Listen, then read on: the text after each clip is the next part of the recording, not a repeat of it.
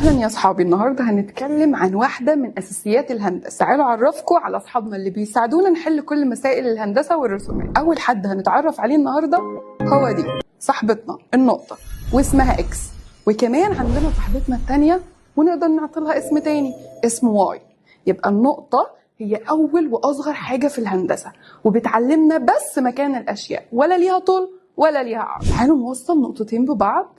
خلينا نقول النقطة X و Y. دلوقتي أصبح عندي قطعة مستقيمة. القطعة المستقيمة طرفاها شبه بعض، هنا نقطة وهنا كمان نقطة. القطعة المستقيمة دي اسمها X Y، وينفع Y X كمان. القطعة المستقيمة بتاعتي قررت إنها تمتد من الطرف Y. دلوقتي أصبح شعاع.